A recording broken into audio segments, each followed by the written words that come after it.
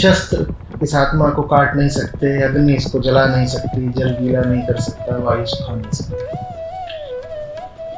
कैसे पहुंचे आत्मा तक? कुछ ऐसा होना चाहिए अपने पास भी, शस्त्र जिसे काट नहीं सकते, आग जिसे जला नहीं सकते।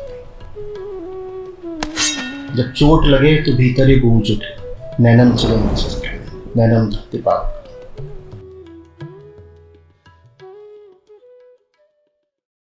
इस बात को बिल्कुल ध्यान से समझ लेते हैं, क्योंकि हम जो भी साहित्य पढ़ेंगे उसमें ये बात बार बार आएगी।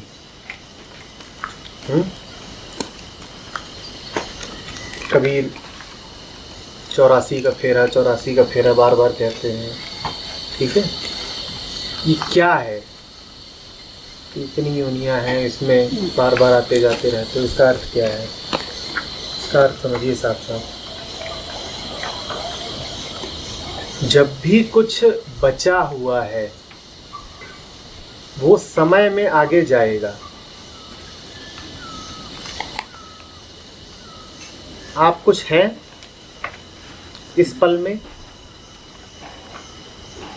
और आप जो कुछ भी हैं उससे आपकी ज़रा भी आसक्ति है, आप उससे ज़रा भी संबद्ध हो गए हैं, तो वो आगे जाएगा। पल बीत गया, उस पल की रेसिड्यू आगे जा रही है। ये होता है पुनर्जन्म। पुनर्जन्म में एक बात समझिएगा, मृत्यु पूर्ण नहीं होती।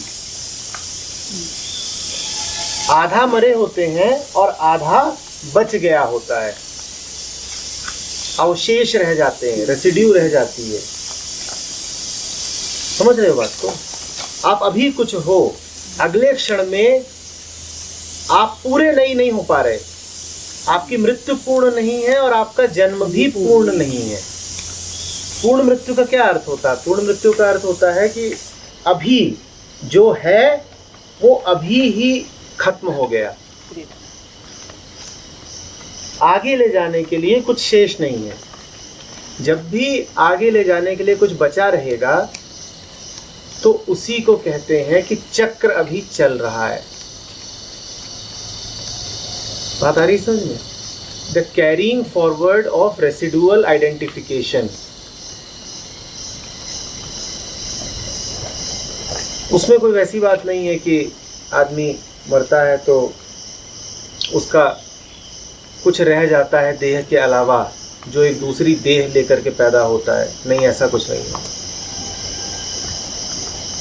84 का फेरा मरने के बाद नहीं शुरू होता, वो अभी है, लगातार है, हमारे साथ ऐसे ही चल रहा है। आप कभी कुछ हैं, आप कभी कुछ हैं, और जो कुछ भी हैं वो पूरी तरह नहीं है। इसीलिए इस फेरे से निकलने का एकमात्र तरीका है पूर्ण मृत्यु। क्या कहते हैं कबीर? मरण मरण सब करें, मरण न जाने कोय, मैं कबीरा ऐसा मरा दूजा जन्म ना हो। दूजा जन्म ना हो, इसके लिए पूर्ण मृत्यु आवश्यक है। पूर्ण मृत्यु, चूंकि हमारी मृत्यु पूर्ण नहीं होती, इसीलिए अगला और अगला और अगला और अगला और अगला जन्म होता ही रहता है। पूर्ण मृत्यु समझ रहे हो? जो है वो पूरे तरीके से समाप्त हो जाए। जो कुछ भी है, क्या है, अभी क्या है और क्या है जो समाप्त हो सकता है? आत्मा तो समाप्त नहीं हो सकती। क्या है जिसकी समाप्ति की बात हो रही है? अहंकार, विचार, जो कुछ चलता रहता है, the entire content of mind, उसकी प्रासंगिकता है। बट अच्छी बात है, अभी जब नहीं है तो चिपका ना रहे कि पीछे से कुछ है तो चिपका चिपका चिपका चिपका चला आ रहा है। क्या है जो पीछे से चिपका चिपका चला आता है? अतीत। और अतीत ने जो कुछ दे रखा होता है, स्मृतियां, धारणाएं, यही है 84 का फेरा। जब शरीर है तो पूर्ण मृत्यु कैसे होगी? चिपकना नहीं है, चिपकना नहीं है। मतलब बहुत कम हो जैसे सकती है। कमल का पत्ता है, उस पर बूंद रखी भी हुई है पर चिपकी नहीं है ना। तो शरीर है तो मन के कटोरे में सामग्री तो रहेगी, लेकिन जब उसका उपयोग खत्म हो गया तो कटोरा पूरी तरह साफ हो जाए। इस पूरी तरह साफ होने को ही कहते हैं पूर्ण मृत्यु। उसमें कुछ चिपका ना रह जाए। समझ में आ रही है बात? तो पूरी तरह साफ ही हो जाए। विचारों के साथ समझ में आ रहा, शरीर के साथ शरीर कुछ नहीं होता, शरीर चिपकने नहीं आता, मन चिपकता है शरीर से।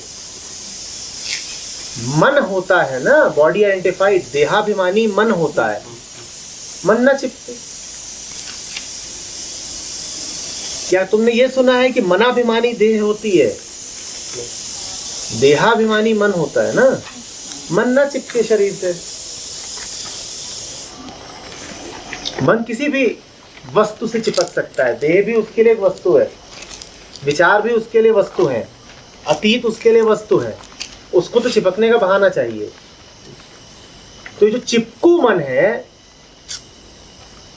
यही फिर कुछ और बन के पैदा होता है। इसीलिए हिंदुस्तान में ये बात हमेशा कही गई है कि वासनाएं ही शरीर लेकर पैदा होती हैं।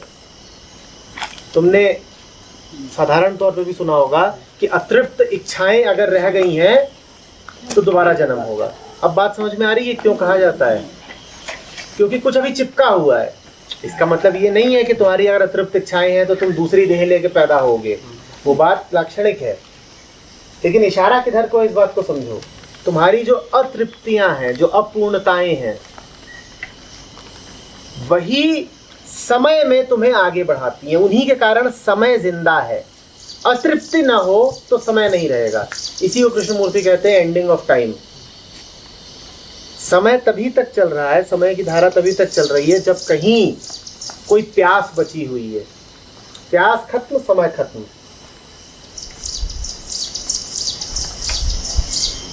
बात आ रही समझ में? मरने पर इसीलिए इतना जोर है कि मरो मरण है मीठा। ऐसी मरनी मरो जिस मरनी गोरख मर जीठा। ये कहा गया है, ऐसा मरो जैसा मर के गोरख जी उठा। क्योंकि अभी तो तुम जो जी रहे हो वो सिर्फ एक अधूरापन है। जैसे अभी था ना वो सूनी कूंज, तो अभी वो वाली हालत है। मरो है जोगी मरो, मरो मरण है मीठा। मरना जरूरी है, खत्म करना जरूरी है। हमें खत्म करना नहीं आता। पुराना कुछ होता है उसको हम ढोए ढोए ढोए ढोए फिरते हैं। जिसे खत्म करना नहीं आता, किलिंग नहीं आती, डिसोल्यूशन नहीं आता, उसका हश्र वेदना है।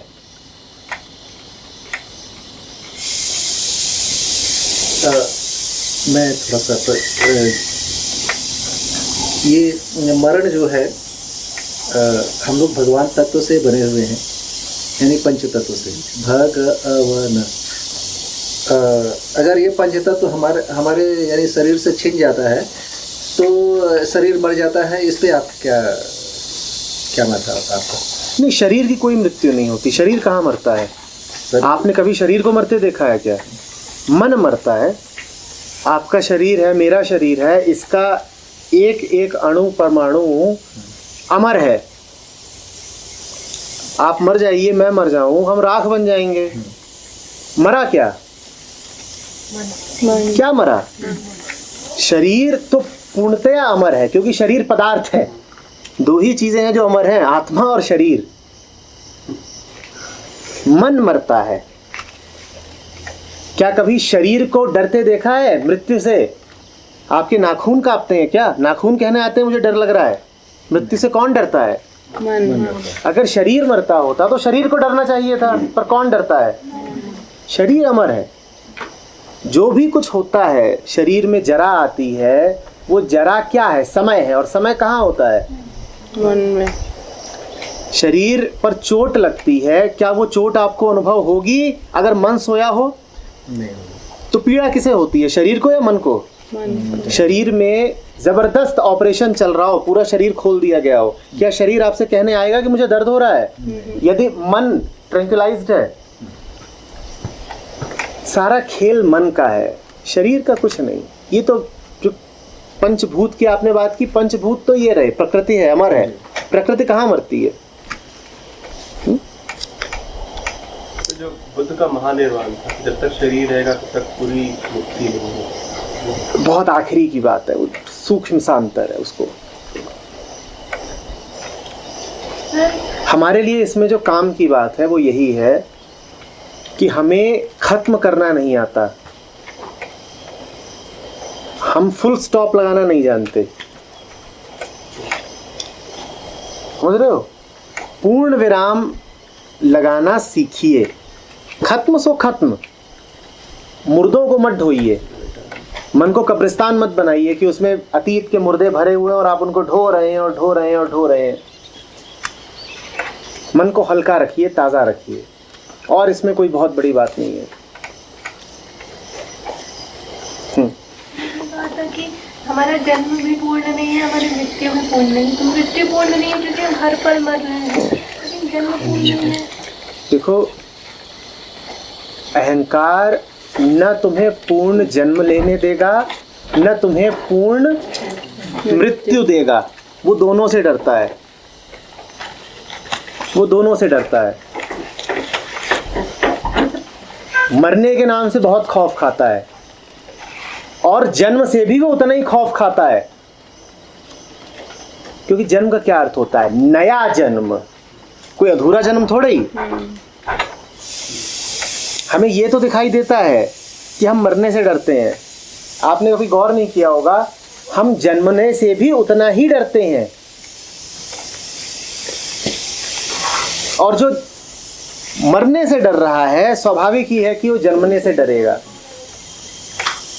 मरने से मत डरो, मरने से बिल्कुल मत डरो। ताज़े होने का अर्थ ही क्या है? नया जन्म। ताज़ा माने क्या? नया जन्म।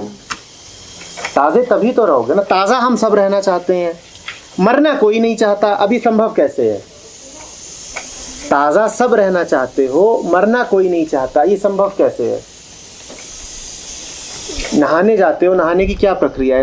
नहा के निकलते हो तो चेहरा चमक रहा होता है। क्यों चमक रहा होता है? चेहरे के ऊपर जो पुरानी बासी कोशिकाएं होती हैं, मृत, वो नहा करके हट जाती हैं, तभी तो कुछ नया ताज़ा चमकता हुआ सामने आता है ना। अब तुम ये तो चाहते हो कि ताज़े रहें, पर जो पुरानी मरी हुई कोशिकाएं हैं, जो अतीत से चली आ रही हैं, उनसे तुम्हारी आसक्ति हो गई है। तुम कह रहे हो, अरे ये मेरी पुरानी फ़ोटो में थी सब, जब मेरी शादी हुई थी तो मेरे चेहरे पे यही वाली सेल्स थी, मेरे एल्बम में है, मैं इन्हें हटा कैसे दूं? तो अगर तुम उन्हें हटा नहीं सकते तो चेहरा ताज़ा कैसे खिलेगा? खिल सकता है? बस यही बात है, छोटी सी, इतनी सी है। सर, मान लीजिए हमें पास्ट से प्यास नहीं है, जो आपने कही थी कि हम अतृप्त हैं, फिर पास्ट की चीज़ों को लेकर के प्यास बुझाने की कोशिश करते हैं, लेकिन स्मृतियाँ तो सर वो तो तभी जाती हैं जब नहीं, चिपकने की बात करिए ना बेटा। ये कटोरा है, ये है, ठीक है, इसमें तुम एक केमिकल भर सकते हो जो इससे रिएक्ट ही कर जाए। अब वो चिपक गया इससे, और तुम इसमें पानी भर सकते हो, पानी उलीच दिया, उसके 2 क्षण बाद इसमें पानी का कोई निशान नहीं बचेगा। फिर से कह रहा हूं, मन में कुछ सामग्री है, इसमें नहीं बुराई है। मन उस सामग्री से अनुरक्त हो गया है, बुराई उसमें है। सामग्री तो रहेगी, अभी क्यों नहीं रहेगी सामग्री? ये पढ़ रही हैं, ये मन में सामग्री जा रही है, कोई दिक्कत नहीं है उसमें। उससे गांठ बांध लेने में, उससे संबंध स्थापित कर लेने में दिक्कत वहां पर आती है। वही आइडेंटिफिकेशन कहलाता है ना। को लिखना कहाँ चाहिए? उलीच मन अपने आप देगा। तुम मन को ऐसा रखो कि वो उससे पहले ही जुड़ा हुआ है जिससे उसे जुड़ना है, फिर वो छोटी मोटी चीज़ों से चिपकने की ज़रूरत नहीं समझेगा। मन जब उसके पास नहीं होता है जहां उसे होना ही चाहिए, तो वो छोटी मोटी चीज़ों से जा जाके जोड़ना शुरू कर देता है। बात समझ रहे हो? जैसे बच्चे को माँ ना मिल रही हो तो गुड्डे गुड़ियों से नाता जोड़ ले, तुम बच्चे को उसकी माँ दे दो, वो इधर उधर की चीजों से जुड़ेगा ही नहीं। माँ माने क्या? बच्चे को उसकी माँ दे दो, फिर वो आइडेंटिफाई नहीं करेगा दूसरी चीजों के साथ इधर उधर की। सर जैसे हमारे ध्यान के कुछ मोमेंट्स आते हैं, फिर वो चला जाते हैं, ठीक है, फिर आते हैं, फिर जाते हैं, उसको तो वो इससे उसका कोई मतलब मरने उनका बिल्कुल मतलब है बेटा। ध्यान के जो मोमेंट्स आते हैं ना, वो तुम्हारे कारण नहीं आते हैं। वो वही है जो कल कुरान कह रही थी कि वो आवाज़ें हैं जो ऊपर से आती हैं। तो वो उसने अपना काम करा कि तुम्हें आवाज़ भेजी, बुलावा भेजा। उन क्षणों के बाद तुम क्या करते हो वो तुम्हारी करतूत है, तो तुम उस पर ध्यान दो। हम में से यहाँ कोई ऐसा नहीं है जिसको ध्यान के कुछ क्षण उपलब्ध ना होते हो, जिसको कुछ भी ना मिलता हो ध्यान ना, वो मर जाएगा, पागल हो जाएगा, विक्षिप्त।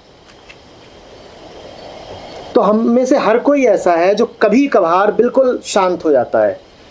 वो शांति एक रिमाइंडर है कि ये हो सकता है, अब बताओ चाहिए कि नहीं चाहिए। जैसे कि कोई तुम्हें दिखा रहा हो ये चाहिए क्या, अब तुम्हें हाँ या ना बोलना है।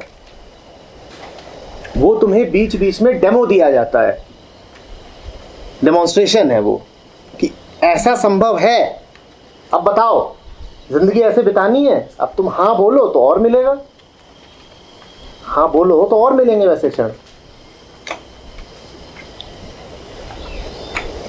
और वो जो उसको बोल रहे हैं कि उससे मरने जीने से छुटकारा लिया, तो परमानेंट उसी मोमेंट की बात कर रहे हैं कि परमानेंट हो जाएगा वो ध्यान का मोमेंट। जितना छुटकारा गहरा होगा ध्यान उतना पक्का होगा, ध्यान उतना ही पक्का होगा। नहीं, उसको बोल रहे हैं ना कि मर गए फिर जी गए और फिर उसके बाद इन दोनों से छुटकारा हो गया। उसको वही बोल रहे हैं क्या कि जैसे आ रहा है जा रहा है मोमेंट, फिर एक टाइम आएगा कि परमानेंट हो गया। देखो परमानेंट जब तुम कहते हो तो तुम अभी अपनी जगह पर बैठ के कह रहे हो। तुम परमानेंट कहते हो, उसका आशय ये होता है कि समय चल रहा है और ध्यान अक्षुण्ण है। तुम ये क्यों कह रहे हो? क्योंकि तुम्हारा मन अभी ऐसा है जिसमें समय चलता ही रहता है। तो तुम कल्पना भी क्या कर पा रहे हो? तुम कल्पना कर पा रहे हो कि एक स्थिति ऐसी आएगी जिसमें घड़ी चलती रहेगी, 1 बजेगा, 2 बजेगा, 3 बजेगा और असद समाधिस्थ है। समाधि का अर्थ ये नहीं होता है कि घड़ी चल रही है, समाधि का अर्थ यही होता है कि घड़ी रुक गई, बाहर चल रही है, भीतर रुक गई, समय बचा ही नहीं। तो ये सवाल कोई बहुत अच्छा सवाल नहीं है कि क्या परमानेंस मिलता जाएगी। परमानेंस की बात ही तभी उठती है जब भीतर डिस्टरबेंस हो, जब समय बह रहा हो। समय माने चेंज, उथल पुथल, बदलाव। जब बदलाव होता है तभी समय की बात है ना। तो समय यानी डिस्टरबेंस, समाधि माने एब्सेंस ऑफ डिस्टरबेंस। तो तुम पूछ रहे हो कि समय में समाधि मिलेगी क्या? ये वैसी सी बात है कि कोई पूछे कि डिस्टरबेंस में शांति मिलेगी क्या। अब क्या जवाब दूं?